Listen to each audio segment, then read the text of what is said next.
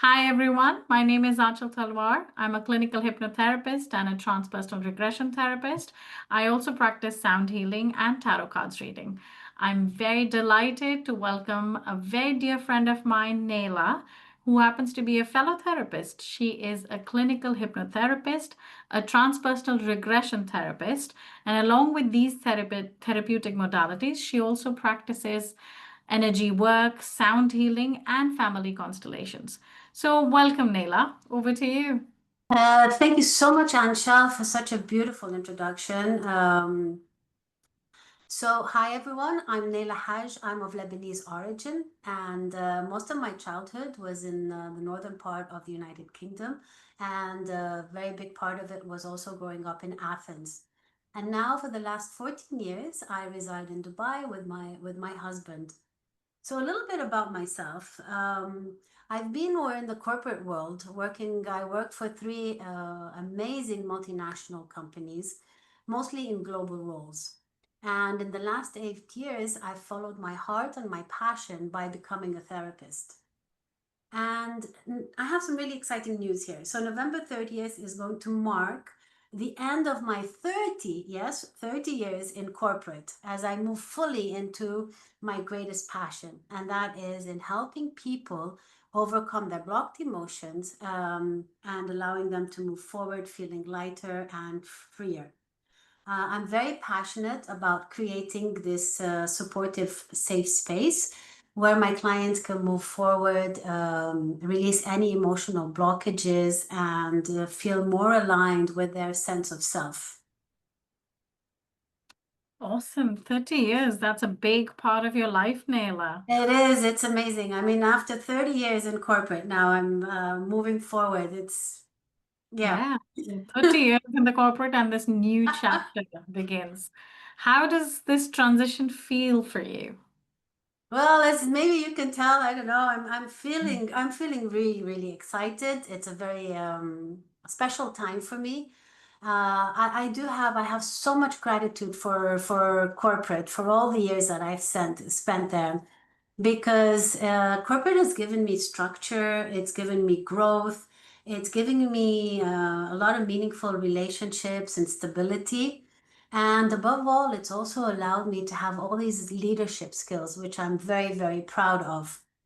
But now, honestly, Anshal, I feel that something inside of me has shifted. So my studies and my own healing journey opened up a deeper part of myself. And it showed me really what really lights me up. And this work has become my passion, and I feel called to share it with others. So I am stepping into a new chapter, guiding people through their own emotional healing and helping them reconnect with themselves and release any heaviness that they may have carried silently over the number of years. So yeah, it's simply that I'm ready for a new chapter that aligns with who I am and really with who I've become. Mhm. Awesome. So, tell us about this new chapter of yours, Naila. Yes, so this new chapter is really about doing work that has really helped me break through, and it has helped me feel grounded and more aligned, and helped me really to feel like at peace internally and much lighter. So regardless wherever I live, I carry this peaceful feeling with me. So my own healing has allowed me to understand the emotional weight that so many of us carry when we move away from home. And that is the quiet heaviness, that void. It's a certain void. It's a sense of that there's something is missing, but we can't really put our finger to it. So my focus is on supporting people through that, helping them to release what they've been holding inside of them and to reconnect with a deeper sense of themselves. So, Anshal, this is the heart of my work today, giving individuals their emotional healing, nervous system regulation, and subconscious relief so that they could feel lighter, clearer, have more clarity, be grounded, and most important, so that they can feel at peace with themselves wherever their life takes them. That's very interesting, Naila. So all of us as expats have felt that heaviness, and I'm so glad you're addressing it in your new mission. And you yourself have lived in many countries. So how has that shaped you as a person? So, moving countries has shown me the beauty of so many different ways of living. It's really, and Charlotte, it's opened my mind. It's helped me appreciate people from all walks of life, and it's given me a deep respect for the richest of the different cultures. So every move has really taught me to adapt, how to be strong very quickly, and allowed me to learn how to blend in into the new environments. And it has allowed me to make so many friends on an international level. But at the same time, each move came with a quiet emotional cost. And every time I started over, how can I explain this? I felt like pieces of myself were left behind. You know, the friends, the familiarity, the identity. It may have made me resilient, yes, but it also created a certain kind of heaviness that I carried silently within without really realizing it. And that experience, the experience of expansion to loss, the openness to this ache, is a big part of why I do the work I do now. And it is to help others to navigate also their emotional transitions. So people often see the polished outside, but what was happening inside of you during all these transitions? Hmm. Yeah, that's a bit emotional here for me, because inside of me there was always a constant sense of not fully belonging, even when I would go back to my own home country, which is Lebanon. And just to give you a glimpse into my earlier years, so at 4, I was a French-speaking child, suddenly placed in an English school in the northern part of England. And then at 8, I was adjusting again, this time to a life in Lebanon where I was making new friends and I was taking Arabic lessons for foreigners. And then again at 12, I found myself in Athens. I was trying to catch up with a school, a year that had already begun. So each of these moments and many similar ones in the future, they carried a quiet ache that I never spoke about because I was always the strong one, the responsible one, the one who had to really like push through. And underneath it all, honestly, Anshal, I felt very disconnected. I felt disconnected from myself. I felt disconnected from others, from any real sense of home. And I didn't know how to name it. So I simply kept going and pushing through. And for years, I used to say that I don't belong anywhere. But now I see it very differently because today I know that I belong everywhere. Yeah. That is such a powerful statement. I belong everywhere. And those transitions in your life, Naila, like starting as early as age 4, I'm sure they were not easy. I'm sure those were challenging times. At what point in your life did you realize that the stress that you were going through is not just life stress, it's deeper, it's more than that? So, as you know, we carry these emotions with us and they start piling up. And so, at first, I must say that I felt it in the body. So, the aches and the pains that I couldn't explain, sensations that lingered like no matter what I did. And something inside me was asking for attention. Actually, something inside me was screaming for attention. And that's where I started expanding my knowledge and exploring many different modalities. And through my own healing journey, the truth became clear that what I was carrying wasn't just random discomfort. What I was carrying, it was grief. It was grief for the places that I left behind. It was grief for always having to be strong. And really inside of me, there was a deep sense of sadness, of loneliness, um, and it was very, how can I state it? It was very touching for leaving loved ones behind every time I moved. And when I finally slowed down enough to really feel, instead of perform. I think that's the best way of saying it, like to feel it rather than to really feel my emotions. That awareness brought about the emotions that I had blocked for years, and it allowed me to really fully express them. And that's where the transformation began. Interesting. So I'm so glad you mentioned how important it is to feel our emotions. And when you started, you said that you started feeling it in your body. And we often, as therapists, tell people that, you seek help, reach out to somebody before it manifests in your body. Because the Because body the never body, lies. exactly, body never Body lies, never lies. body keeps the score. So Yes. everybody should seek help before they start to feel it in their body. And you'd gone through a lot and then it manifested in your body. But now, what does strength mean to you compared to earlier on in your life? I think that's a very interesting question, Anshal, because a lot of people, myself included, mix up what strength really is. So for me, like most of my life, strength meant really holding it together, being capable, being composed, responsible, the one who could handle everything. And honestly, multitasking was my thing, and I was so proud of it. I was so proud of that version of myself. And it kept me moving, kept me achieving, and it kept me, and I'll put it in brackets, it kept me strong. But over the years, I learned that something different, that real strength isn't about holding everything together. It's about allowing what's inside to be seen. It's letting yourself feel the emotions that we were taught to suppress.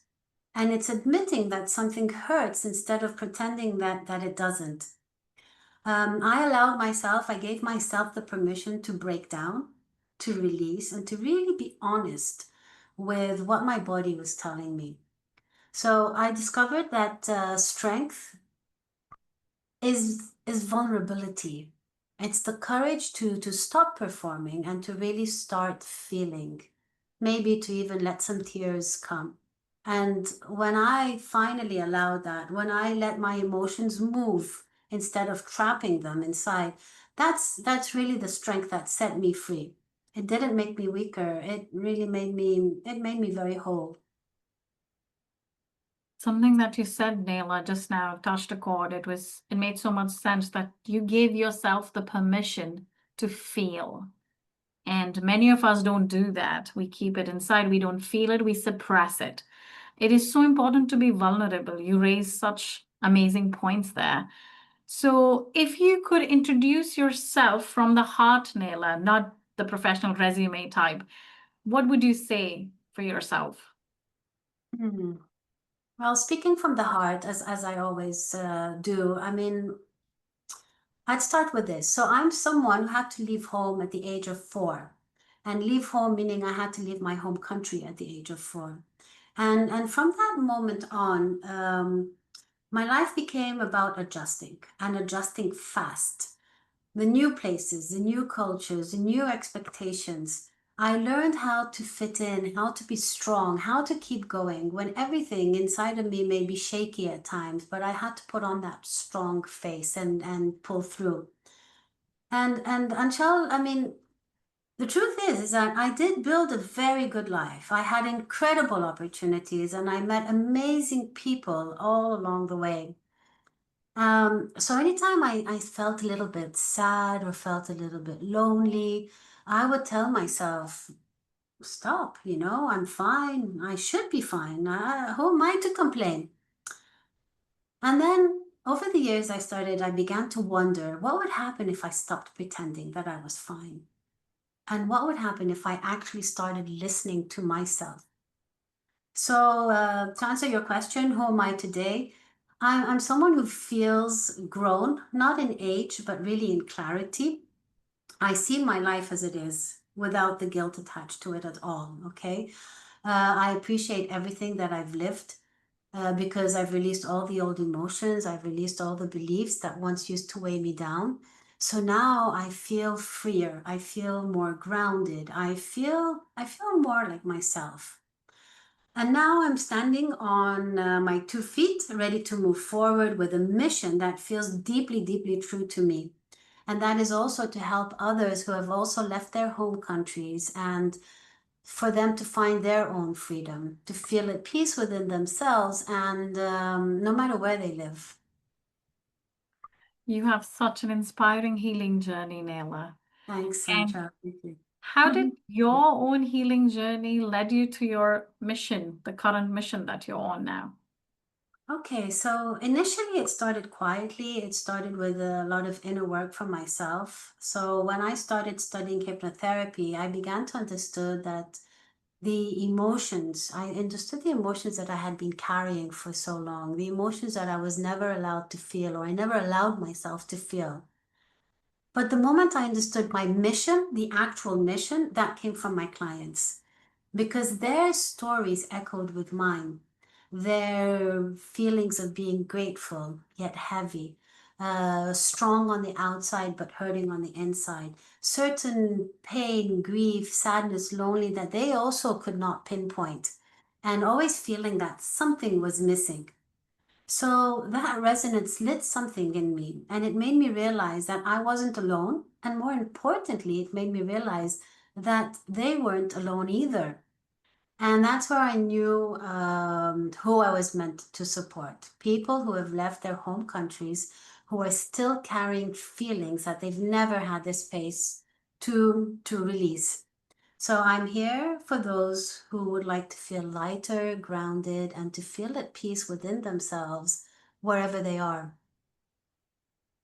So the wonderful people that you worked with were actually the inspiration behind your new mission, right? It gave me, yes, it allowed me to understand exactly the direction I wanted to go in. Yeah. Interesting. And how did you begin to reconnect with yourself? Um, as I mentioned earlier, so I reconnected with myself by finally turning inward, like looking inside of me. So I let myself feel the emotions that had been building up since my childhood days. And that's when something shifted, when I allowed myself to really release everything. And here, I want to show that I'm so grateful to all my mentors, to all my colleague therapists, you being one of them, a major one of them in my path growing, supporting me through all of this. Um, and honestly, it takes a lot of courage. It takes a lot of courage to open up these parts and releasing what my body has been holding back. And over the years, I've learned that tears are not weakness at all. They are strength. And they are proof that I was no longer suppressing anything from within. And once the emotions softened, I started rebuilding myself with very simple practices. Practices such as like reframing my thoughts, visualizing my future. Movement, daily movement is so important. So I swim a lot, I walk a lot. And also, it's positive affirmations, going to sleep with a positive mind, and always, always waking up with gratitude gratitude for everything around me and for where I am in life. So, yeah, small, small, but extremely powerful practices, and one step at a time and one day at a time. Yes, and those micro habits that you just mentioned are just so crucial to our well-being. And as a therapist, I'm sure you recommend to all the people, those who work with you. If there's somebody who's not living in their home country, they've moved abroad just like you did, and they're listening right now, and they also feel that heaviness that you felt once upon a time, and they can't explain this heaviness, what would you want them to know? I'd want them to know that their body is trying to talk to them. I want them to know that their body is trying to say something to them. So sometimes a heaviness that we feel is not something that we need to fix, okay? But it's something that means that we need to listen to more. As we keep saying, the body never lies. So the body is talking to us. And the best thing is to stop and listen and maybe ask, what is it that I'm holding on to? Or what have I not allowed myself to feel? And then just to acknowledge it because this journey starts off with awareness. And another thing is to sit down and look at the body and try to see, where am I feeling this? Am I feeling it in the throat? Am I feeling it in the chest, in the stomach? And wherever it is that you're feeling, or anyone is feeling this heaviness, it really helps to just like put your hand in there and breathe through it. And that in itself will bring about a small relief.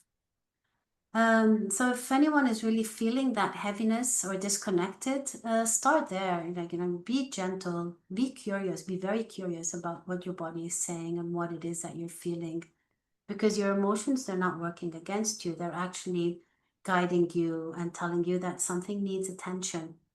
And then whenever they are ready for any kind of deeper transformation, then of course professional help is needed to help them reach what they are not able to reach on their own. You spoke about such important insights there, Naila, like breathing it in, feeling it in the body, sitting with it. That is the key to start the inner work. That is so important, Naila. You made some really great points there. Now, for the people, those who are listening to you right now, and they are interested to learn more about your work and how you can help them, how can they reach out to you? I think the easiest way to do that is join my Facebook group, Thrive from Within. And that's where I share guidance, I share some grounding practices, and we have some conversations. We meet like minded people. And so please just come in as you are, connect, and I'd really love to have you there. I can't wait to join your Facebook group. I'm sure it'll be full of your knowledge nuggets. Thank you so much, Naila, for being part of this amazing, knowledgeable discussion. And I'm sure those who are watching us have learned a lot from Naila's expertise, and we can dig deeper into it. You can reach out to Naila, and I'm sure she'll be happy to help. Thank you so much, Naila. Thank you, Anshal, and I really appreciate the time that you took here today, and have a beautiful day. You too. Thank you. Thanks. Ciao. Oh.